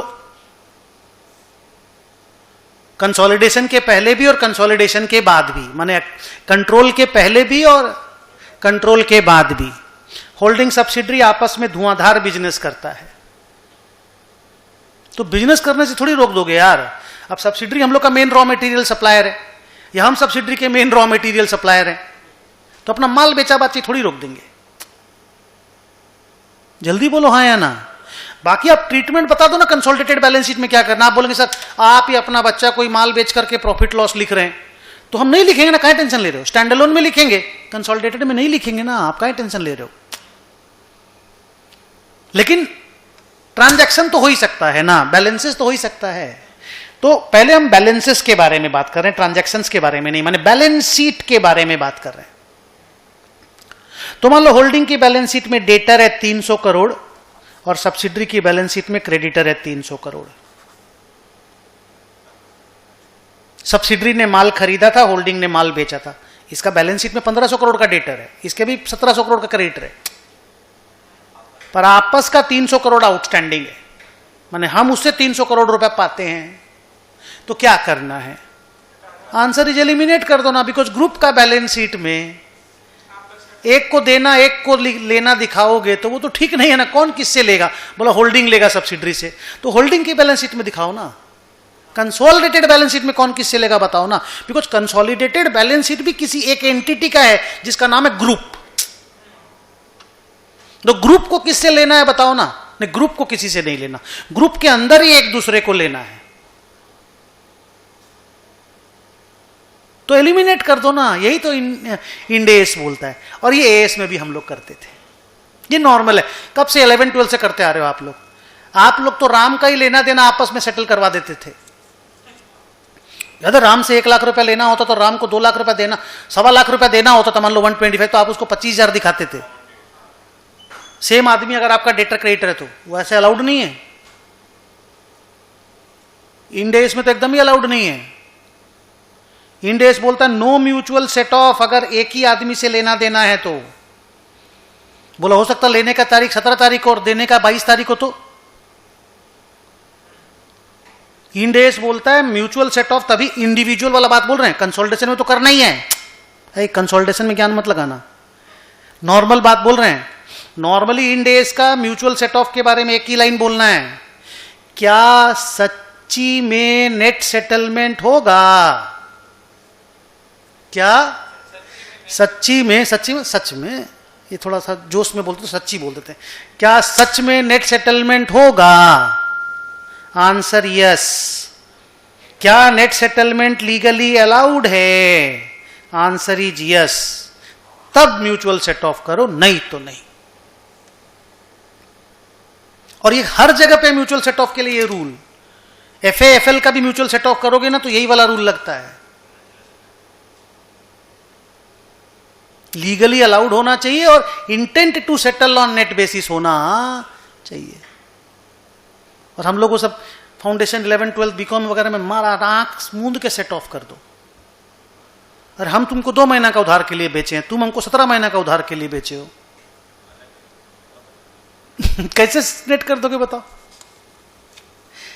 तो म्यूचुअल सेट ऑफ आपको कर लेना है। आपस में डेटर क्रेडिटर्स का सेट ऑफ हो सकता है, बिल्स रिसीवेबल बिल्स पेएबल का सेट ऑफ हो सकता है, लोन गिवन लोन टेकन का सेट ऑफ हो सकता है, इंटरेस्ट पेएबल इंटरेस्ट रिसीवेबल का सेट ऑफ हो सकता है।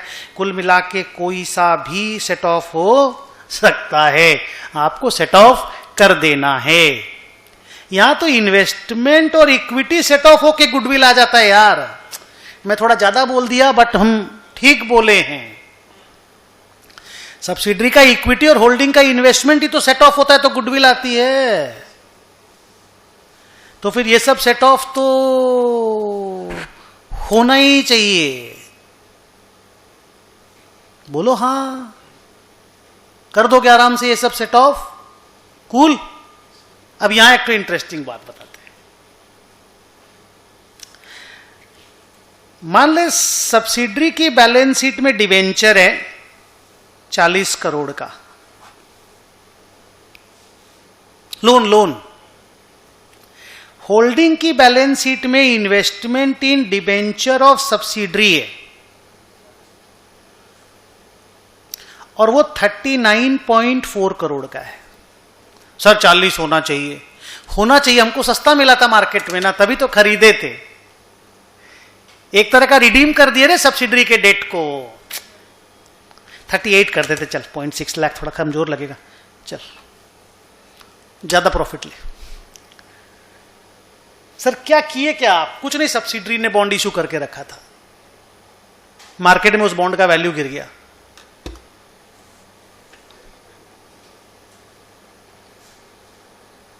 तो हमारे पास कैश सरप्लस था,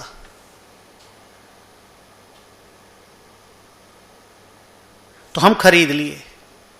तो ये भी तो म्यूचुअल सेट ऑफ ही है ना, लोन गिवन लोन टेकन ही तो एक तरह से। अब तो हम ही ने लोन दे दिया ना सब्सिडरी को इनडायरेक्टली। अब ये सब्सिडरी लोन हम ही को तो चुकाएगा ना, और किसको देगा? बाजार में और कोई डिवेंचर होल्डर थोड़ी है, हम ही तो डिवेंचर होल्डर हैं। तो अगर ये अमाउंट डिफरेंट होता है,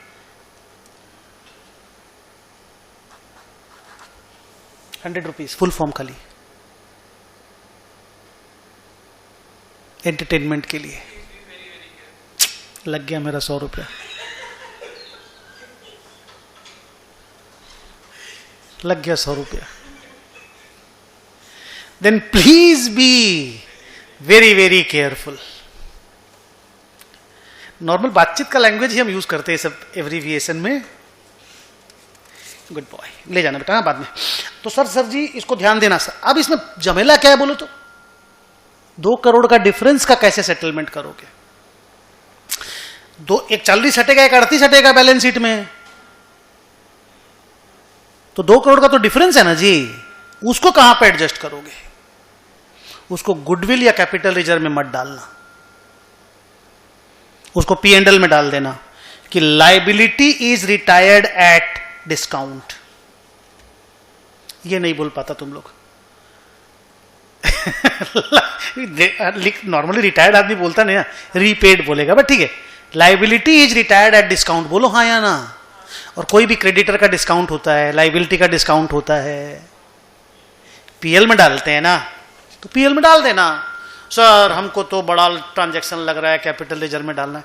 तेरे को लग रहा है तो हम क्या करें? तेरे को गलत लग रहा है, पीएल का माल है ये। अगर सर नहीं रिटायर करे तो भी म्यूचुअल सेट ऑफ तो दिखाना पड़ेगा बैलेंस शीट में। तो भी पीएल में हर साल पीएल में थोड़ी डाल के देंगे। ये एक ही बार तो डालना है, खत्म। बैलेंस शीट में दिखाना नहीं है आपको। मान लीजिए मेरा तो होल्डिंग 60% है, हम नहीं रिटायर करेंगे, डिवेंचर नहीं रिडीम करवाएंगे। अरे कोई दिक्कत नहीं, पर बैलेंस शीट में दिखा नहीं सकते।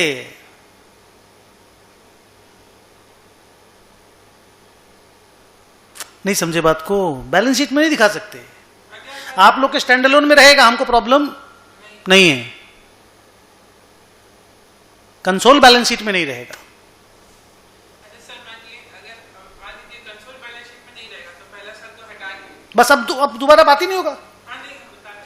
दूसरा साल में मतलब मार्केट में तो है ना इन्वेस्टमेंट, तो वो वैल्यू उसका चेंज हो गया डेट वाले का। हाँ, तो आप कैसे अकाउंटिंग करके रखे हो देख लो। आपको पीएनएल में डाल देना है, आप अपना स्टैंड अलोन में काम करते रहिए ना, हम आपको मना थोड़ी कर रहे हैं। तो अगला साल हटाना पड़ेगा ना दोनों। हटाया हुआ ही तो मेरा तो। आपने तो इस साल हटा दिया, बस। अगला साल कंसोलिडेट करेंगे। हाँ, जीरो है मेरा, खत्म है, मेरे बैलेंस शीट में नहीं है वो, कंसोल बैलेंस शीट में अब नहीं है। अब तुम्हारे स्टैंड अलोन में चाहे जैसे भी हो तुम रखो, हमको प्रॉब्लम नहीं है। अब मान लो मैं इसका प्रॉफिट लॉस लिख रहा हूं अपने स्टैंड अलोन में, मान लो तुम बोल रहे हो अगला साल हम इसको रीमेजर किया, मान लो ये एफईटीपीएल का आइटम है और मैं स्टैंड अलोन बैलेंस शीट इसको रीमेजर करके 38.2 ले गया, तो मेरे स्टैंड अलोन का प्रॉफिट है वो कंसोल प्रॉफिट में नहीं आएगा। मैच नहीं करेगा ना। कैसे मैच, हटा देंगे ना उस प्रॉफिट को। अच्छा प्रॉफिट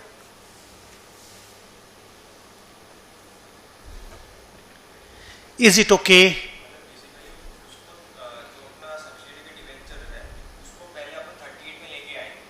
इस 38 को 40 पे लेके जा रहे हैं।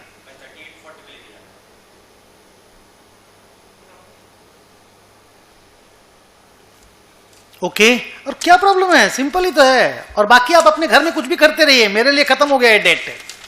अनुपम कॉपी, अच्छा दिए, ठीक है। म्यूचुअल सेट ऑफ में एक और झमेला होता है, म्यूचुअल सेट ऑफ का कॉपी हटा दिए हम। म्यूचुअल सेट ऑफ में एक और झमेला होता है, एक तो ये प्रॉफिट वाला झमेला होता है। प्रॉफिट वाला झमेला असेट लायबिलिटी का जब भी होगा ना तो पीएल में जाएगा।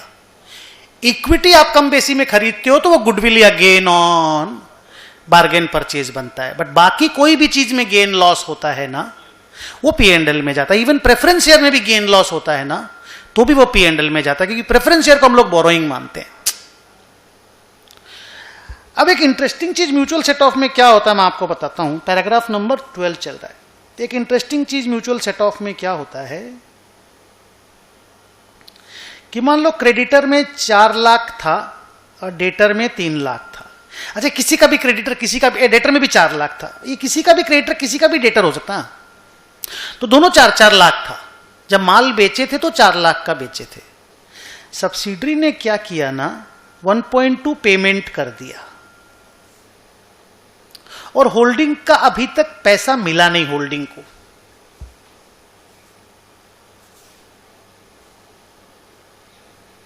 तो सब्सिडरी के बैलेंस शीट में क्रेडिटर 2.8 लाख है और होल्डिंग के बैलेंस शीट में डेटर 4 लाख है। खाली पेमेंट, ये पेमेंट कर दिया, इसके बैंक अकाउंट से रिड्यूस हो गया, उसके बैंक अकाउंट में घुसा नहीं है पैसा। जोर से बोलो। हाँ, वही बोल रहे हैं। तो इसे डरना नहीं है। There is an asset called bank balance which is in transit, या cash in transit, bank in transit, uncredited bank balance, कुछ भी एक ठो नाम दे दो, दैट इज आवर असेट। तो आप इधर से 2.8 हटाओ, इधर से पूरा 4 हटाओ और असेट साइड में एक तो 1.2 का असेट लिख दो जिसका नाम कैश इन ट्रांजिट होगा। बोल दे हाँ, इजी तो है। ये म्यूचुअल सेट ऑफ बच्चों को कभी भी परेशान नहीं करता बिकॉज ये आसान है। वो प्रॉफिट लॉस वाला म्यूचुअल सेट ऑफ बच्चों को थोड़ा सा परेशान करता है, बट आज से नहीं करना चाहिए। लाइबिलिटी रिटायर्ड एट डिस्काउंट ही तो है रे बाबा। सब्सिडरी अपना अगर डिस्काउंट में रिटायर करता तो प्रॉफिट नहीं होता क्या? तो वही तो है, और क्या है, हम कर दिए उसके बिहाफ में।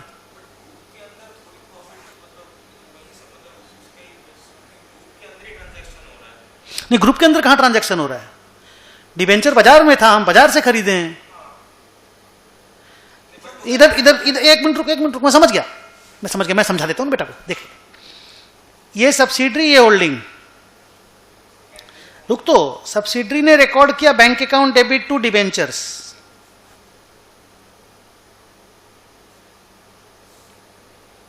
तीन साल तक ये डिबेंचर था और हम लाइन बाय लाइन एडिशन में डिबेंचर को लाइबिलिटी में लिखते थे। 3 साल पहले का मेरा सब्सिडरी है। 3 साल तक हम लोग के कंसोलिडेटेड बैलेंस शीट में this debenture was a liability.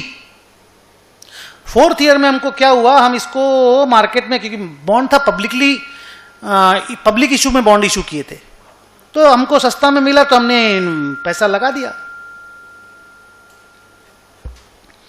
3 years later,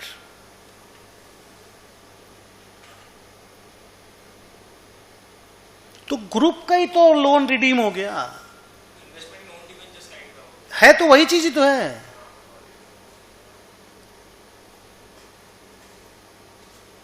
अब कंसोलिडेटेड बैलेंस शीट में तो यही बोलोगे ना, ये डिबेंचर रिडीम हो गया। कंसोलिडेटेड बैलेंस शीट में this was a figure of liability 40 crore. Now it is paid.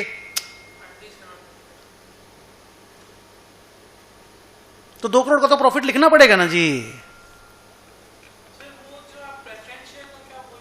जो डिबेंचर में करोगे वही प्रेफरेंस शेयर में करना, वही नॉर्मल क्रेडिटर डेटर में भी कर लेना।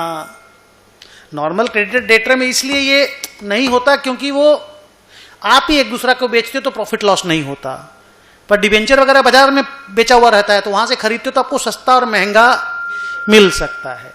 वो सस्ता महंगा का प्रॉफिट को पीएल में डालना, और इक्विटी अगर महंगा मिलता है तो वो तो गुडविल में जाता ही है, वो आपको मालूम ही है। बोलना आराम से।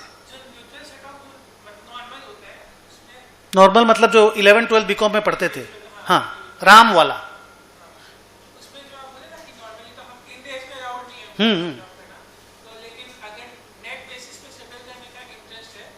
और अलाउड भी है, तब सेट ऑफ कर सकते हो, तब इन डेज में भी कर सकते हो। लेकिन इसमें सर वो जो कैश फ्लो का टाइमिंग है वो सेम होना जरूरी है ना? नहीं, जब नेट में सेटलमेंट हो रहा है और अलाउड है तो इसका मतलब टाइमिंग इज इररिलेवेंट।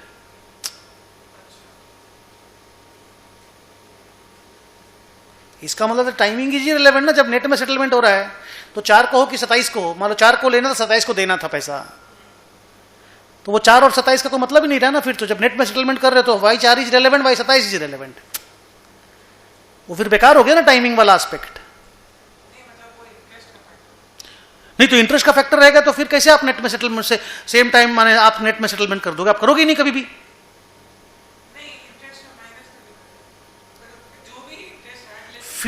फिर वो नहीं होगा, फिर आपको अलग अलग ही दिखाना पड़ेगा। हाँ, क्योंकि फिर तो इंटरेस्ट का अकाउंटिंग भी तो होगा ना। ड्रॉप, आगे चले। अगला पैराग्राफ है एलिमिनेशन ऑफ अनरियलाइज्ड प्रॉफिट्स। क्या नाम है? Elimination of unrealised profits. मान लो होल्डिंग और सब्सिडरी आपस में एक दूसरे को माल बेचता है, माल बेचता है, उसमें प्रॉफिट रहता है, और वो माल मान लो स्टॉक में रह जाता है। फॉर एग्जाम्पल मान लो होल्डिंग ए है, सब्सिडरी बी है, माल 100 रुपीज का है, सब्सिडरी को 120 रुपीज में बेचा गया, 20 रुपया का प्रॉफिट हुआ, सेलिंग प्राइस पे 1/6 मार्जिन है, GP on sales, GP on cost 1/5 है। अब ये माल सब्सिडरी के बैलेंस शीट में अभी भी पड़ा हुआ है।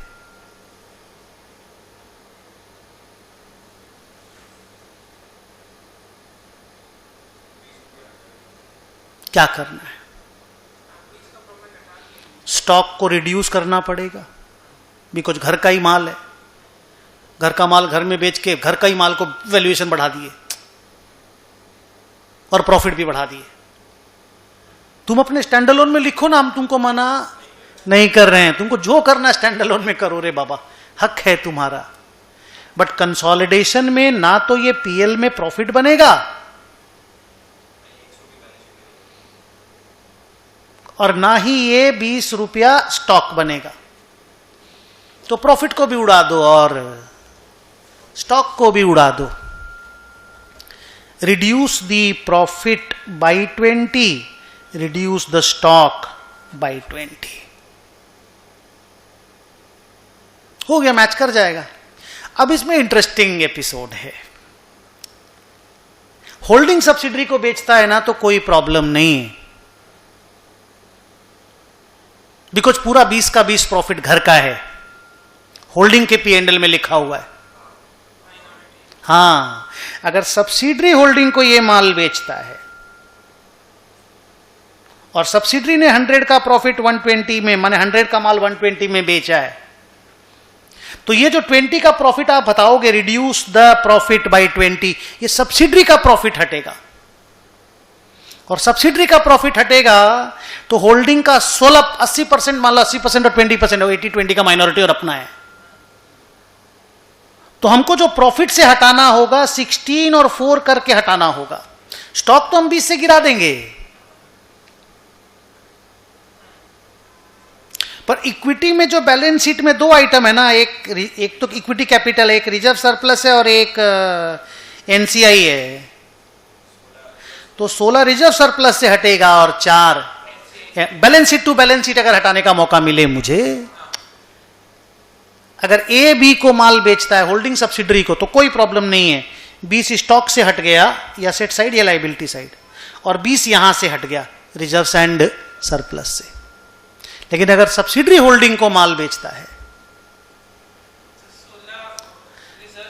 हाँ, तो 20 तो स्टॉक से हटा देंगे, 16 रिजर्व से हटाएंगे और 4 NCI से हटाएंगे। इसको थोड़ा ध्यान दे देना।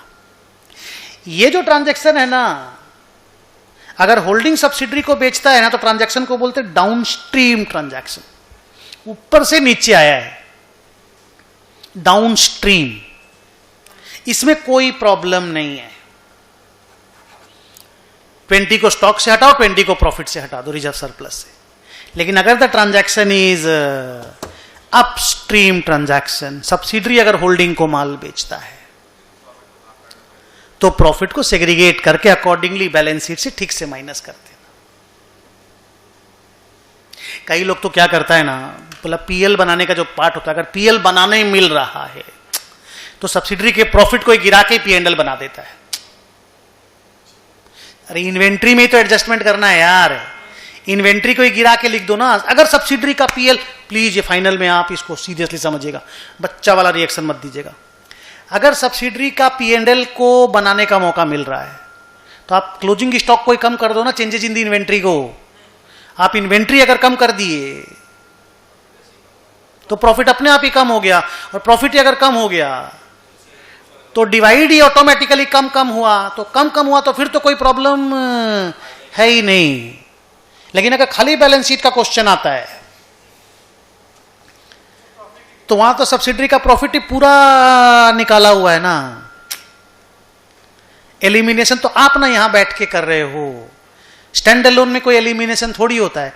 ये जो भी कुछ हम पढ़ा रहे हैं 110 तो पढ़ा रहे हैं ना आपको, कंसोलिडेशन करते वक्त क्या क्या करना है।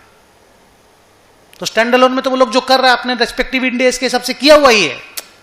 हम ना कंसोलिडेशन बैठ के अभी कर रहे हैं तो हमको देखने से लग रहा है अरे ये तो आपस का ट्रांजैक्शन है, इसको तो उड़ाओ। You got the point clear? तो be very careful in this. आगे चले। अच्छा, और एक बात, अगर आपको P&L बनाने का मौका मिले, सेल परचेज भी रिड्यूस होगा। हाँ, अभी आप अगर खाली बैलेंस शीट बनाने का मौका मिलता है ना, तब तो आप अनरियलाइज्ड प्रॉफिट एलिमिनेट कर दो, काम हो जाएगा। लेकिन अगर P&L बनाने का मौका मिलेगा तो सेल परचेज को भी हटाना है, इंटरेस्ट पेड इंटरेस्ट रिसीव्ड को भी उड़ाना है, सैलरी भी उड़ानी है। अब बोलो सैलरी कैसे, मान लो हम उसको स्टाफ सप्लाई करते हैं तो मेरे लिए अदर इनकम है और सब्सिडरी के लिए सैलरी है, कमीशन देते हैं एक दूसरे को, सेल परचेज करते हैं एक दूसरे के साथ, वो सबको भी उड़ाना पड़ेगा। बोलना हाँ। तो अगर आपको P&L बनाना पड़े तो don't forget to eliminate intra group transactions also. फिर से, don't forget to eliminate intra group transactions also. Okay, तो हम ना अभी आपको 12, 13 और 14 तीनों आपको अच्छे से पढ़ा दिए हैं. आप तीनों को टिक लगा लो और जस्ट 2 मिनट का एक ब्रेक लेना है.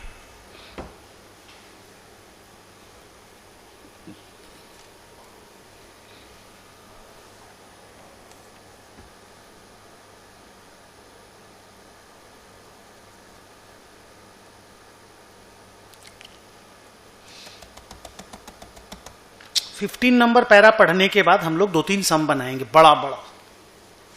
आज ही पढ़ेंगे और आज ही एक सम ट्राई करेंगे.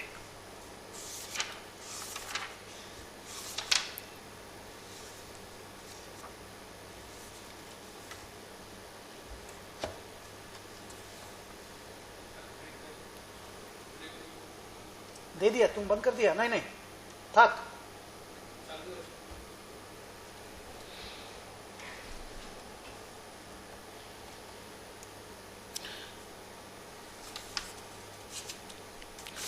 म्यूचुअल सेट ऑफ समझ में आया आराम से? Good. Elimination of unrealised profit में डाउनस्ट्रीम में तो कोई प्रॉब्लम ही नहीं है. अपस्ट्रीम का मैंने एग्जांपल भी दे दिया. देखो, जो 16.4 था वो 18.2 हो गया 90% और 10% के हिसाब से. And then elimination of intra group transaction from profit and loss, sale purchase, dividend, income expense, इनको भी उड़ाना है.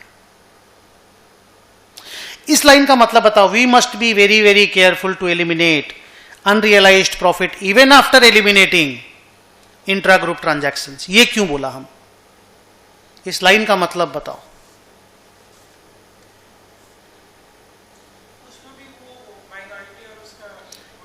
हम क्यों बोला सुनना? बच्चे लोग क्या बेचारे सोचते हैं, आपको वो नहीं सोचना है. बच्चे क्या सोचते हैं, सिर्फ जब आप ट्रांजैक्शन ही उड़ा दिए तो प्रॉफिट भी तो उड़ गया होगा. I say no. Listen why I am saying no. Listen why I am saying no. This is A, this is B, A B.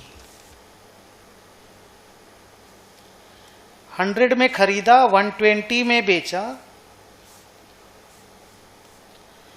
120 में खरीदा और स्टॉक में पड़ा हुआ है. 100 में खरीदा, 120 में बेचा. ट्रेडिंग बना के दिए हैं. P&L बोल दो ना. 120 में इसने खरीदा और 120 स्टॉक में पड़ा हुआ है और 100% होल्डिंग है अपना, माने एनसीआई नहीं है, 80-20 नहीं करना है रे.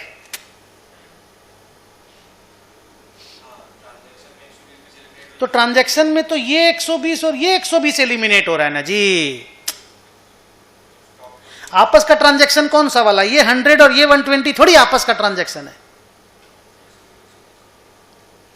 ये 120 सब्सिडरी का परचेज है, ये 120 मेरा सेल है. हम जितना सेल किया उतना ही तो खरीदा है ना. 100 एंड 120 तो अभी भी जिंदा है. What is 100? 100 is a purchase from an outsider out of the group. हम लोग बाजार से खरीदे हैं. एंड 120 हम लोग ने फुटानी दिखा के स्टॉक बढ़ा दिया है. नहीं समझे अभी भी? तो ट्रांजैक्शन उड़ाने से प्रॉफिट नहीं उड़ती, स्टॉक उड़ाने से प्रॉफिट उड़ती है. तो मैंने लिखा वहां पे जानबूझ के. बच्चे लोग कई बार क्वेश्चन कर देते थे, सर ट्रांजैक्शन ही उड़ा दिए तो प्रॉफिट क्या उड़ाना है, जब ट्रांजैक्शन ही नहीं रहा. अनरियलाइज्ड प्रॉफिट तो रह ही सकता है, ट्रांजैक्शन रहे नहीं रहे. बोलो जल्दी. हाँ, यही मैंने लिखा कि we must be very very careful and eliminate unrealised profit even after eliminating intra group transactions. मजा आया सुन करके? एक पैराग्राफ और बोलते हैं फिर चलते हैं ब्रेक पे. And that is dividend paid by subsidiary. 15 फिर सम. क्या नाम?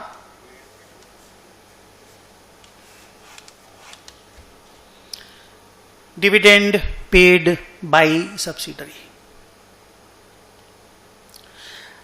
ये सब्सिडरी है, ये होल्डिंग है.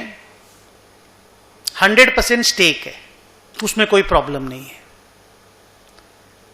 सब्सिडरी डिविडेंड देगा, होल्डिंग को डिविडेंड मिलेगा, इंट्रा ग्रुप ट्रांजैक्शन है, बोलो हाँ या ना।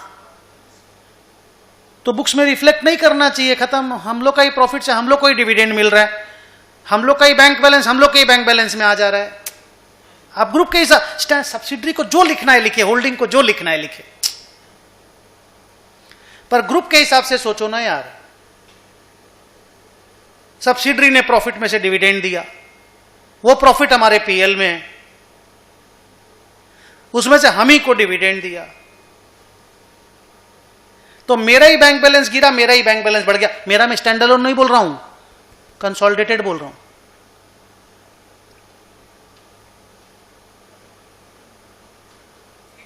हाँ, कई बार बोलेंगे। सब्सिडरी अपने रिजर्व सरप्लस को गिराएगा, डन। सब्सिडरी अपने बैंक बैलेंस को बढ़ाएगा, डन। गिराएगा, सब्सिडरी अपने बैंक बैलेंस को गिराएगा, रिजर्व सरप्लस को गिराएगा, डन। होल्डिंग अपने बैंक बैलेंस को बढ़ाएगा, स्टैंड अलोन बोल रहा हूं, और रिजर्व सरप्लस को बढ़ाएगा, पीएनएल बोल दो, रिजर्व सरप्लस बोल दो, बढ़ाएगा, डन। कर लो, करना ही चाहिए, करना ही पड़ेगा, करना ही चाहिए, करना ही पड़ेगा। रुपया बैंक में आया तो बैंक बैलेंस टैली कैसे करेगा, नहीं तो। ग्रुप के बारे में सोचो,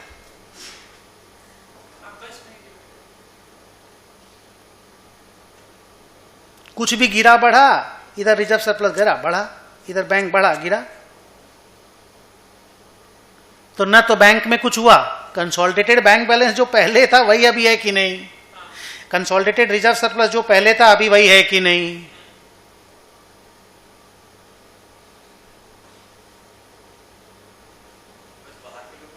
हाँ, वो करेंगे, वो अभी लाइन बाकी है। तो ये याद रखना कि होल्डिंग और सब्सिडरी अगर आपस माने सब्सिडरी अगर होल्डिंग को डिविडेंड देता है, इंट्रा ग्रुप ट्रांजैक्शन कहलाता है और एलिमिनेट हो जाना चाहिए, एकदम भूल जाना, उस लाइन लिखा हुआ कोई भूल जाना, ठीक है। दूसरा बात, स्टैंड अलोन पीएनएल में, स्टैंड अलोन में आप अच्छे से जानते हो डिविडेंड रिजर्व सरप्लस को हिट करता है। जो देने वाला आदमी होता है वो पीएनएल में एक्सपेंस नहीं लिखता, उसका एंट्री होता है reserve and surplus account debit to dividend payable to bank, appropriation बोल दो, जो बोल दो, out of the PNL item है, बैलेंस शीट एडजस्टमेंट है। लेकिन जिसको मिलता है वो अपने पीएल में डालता है, जिसको मिलता है वो अपने पीएनएल में डालता है। तो पहले तो ये लाइन याद रखना कि होल्डिंग को जब डिविडेंड मिलेगा, होल्डिंग अपने पीएल अकाउंट में लिखेगा, दैट्स परफेक्टली करेक्ट, ये नॉर्मल है। सब्सिडरी अपने रिजर्व एंड सरप्लस को लेस करेगा, ये नॉर्मल है। ये डिविडेंड का अकाउंटिंग है और ये डिविडेंड इनकम का अकाउंटिंग है। डिविडेंड इनकम होल्डिंग के पीएल में क्रेडिट होता है, डिविडेंड डिक्लेयर्ड सब्सिडरी के रिजर्व एंड सरप्लस से लेस होता है। 2. So far as consolidated financial statement is concerned, dividend is not a transaction, it's an elimination का चीज। तो सर सब्सिडरी के पीएल में डाला हुआ है, सब्सिडरी का पीएल को अगर हम बेस बना के कंसोल पीएल बनाएंगे तो हटा दो ना वहां से, मत लो उसको वहां पे। सर मान लीजिए ऐसा वाला बना रहे हैं पीएनएल, ये वाला जहां पे सब्सिडरी का 300 प्रॉफिट था और होल्डिंग का 140 था, ठीक करके आया था, इस 300 में डिविडेंड घुसा हुआ है, हटा दो ना। नहीं समझे अभी भी कहने का मत, अरे सब्सिडरी के तो स्टैंड अलोन में तो रहेगा ही ना डिविडेंड, और अगर सब्सिडरी का स्टैंड अलोन पीएनएल से ही मान लो तुमको बैलेंस शीट बनाना पड़ रहा है, तो सब्सिडरी की पीएनएल से तो हटाना पड़ेगा ना इस चीज को, बिकॉज ग्रुप के पीएनएल में ये तो एलिमिनेशन है। सब्सिडरी के तो इन द पीएनएल है, होल्डिंग के लिए। हाँ, माने होल्डिंग का पीएनएल में अगर वो है और उसी को लेके तुम कंसोल बैलेंस शीट बना रहे हो तो हटाना पड़ेगा, तुमको दिख जाएगा रे हर सारी से हटाना पड़ेगा। बस तुम ध्यान दे देना ये वाला चीज को कि व्हेन ग्रुप इज कंसर्न्ड, ये हाँ एलिमिनेशन का चीज है। और एक चीज याद रखना, इंटरमीडिएट में आप लोग एक चीज पढ़ते थे, dividend out of pre acquisition profit and dividend out of post acquisition profit. That doesn't exist in Ind AS. आप कोई सा भी प्रॉफिट से डिविडेंड दो, होल्डिंग को पीएल में ही लिखना है. भाई सब्सिडरी अगर पुराना प्रॉफिट से डिविडेंड दिया और सब्सिडरी नया प्रॉफिट से डिविडेंड दिया, तो नया प्रॉफिट वाला तो इजी है. हमारे एक्विजिशन के बाद सब्सिडरी ने प्रॉफिट अर्न किया, हम लोग को डिविडेंड दिया, हम लोग पीएल में लिख दी. स्टैंड अलोन का बात कर रहा हूं, कंसोल में कुछ भी हो एलिमिनेट होगा. स्टैंड अलोन का बात कर रहा हूं. लेकिन इंटरमीडिएट में क्या था ना, अगर सब्सिडरी अपने पुराने प्रॉफिट से हमको आज डिविडेंड दे रहा है, फॉर एग्जांपल हम होल्डिंग बनाया 1 अप्रैल को और वो मार्च वाला प्रॉफिट से हमको मई में डिविडेंड दे दिया, तो अकाउंटिंग स्टैंडर्ड 13 जो था ना इंटर वाला, वो बोलता था इस डिविडेंड को इन्वेस्टमेंट से माइनस करो. Pre acquisition dividend is not an income, it's a reduction of cost. Ind AS ऐसा नहीं बोलता. आप तो पढ़ लिए फिनेंशियल इंस्ट्रूमेंट का पूरा अकाउंटिंग, उसमें कहीं हम बोले प्री एक्विजिशन पोस्ट एक्विजिशन का चक्कर. तो स्टैंड अलोन में ना Ind AS में प्री पोस्ट बोल के कोई चीज जिंदा नहीं है. कोई सा भी डिविडेंड हो पीएल में ही जाता है, so far as recipient is concerned. And in group it doesn't have any impact. हाँ, अगर आपने माइनॉरिटी को कोई डिविडेंड दिया है तो बैंक बैलेंस भी रिड्यूस होगा उतना, बिकॉज अपने बैंक से बाहर चला जाएगा, और रिजर्व सरप्लस भी उतना, एनसीआई उतना रुपए से रिड्यूस हो जाएगा, क्योंकि आपने एनसीआई को उसका डिविडेंड दे दिया. तो यह चीज याद रखना कि डिविडेंड एनसीआई को कम करता है. ओके, पैराग्राफ नंबर 15 को पढ़ो. Any dividend received by parent from its subsidiary is an income and goes to P&L account of the parent standalone. इतना अच्छा से लिख दिए, no confusion. As the dividend is paid by the subsidiary, it's an intra-group transaction. Hence, it is required to be eliminated. So, it will come nowhere in the consolidated financial statement, whether pre or post. दिमाग ही मत लगाना. But if our percentage holding is say 90%, then dividend pertaining to NCI will be deducted from the NCI balance in the balance sheet. और bank तो गिरेगा ही, because payment घर से बाहर निकलेगा, तो बैंक गिरेगा और NCI का बैलेंस गिरेगा. Are we good? आज पढ़ने के लिए इतना ही. छोटा सा ब्रेक लेते हैं, उसके बाद आकर के एक क्वेश्चन बनाते हैं. हो सकता है क्वेश्चन आज 50% बने, पर बनाएंगे बड़ा वाला क्वेश्चन. चलिए मिलते हैं.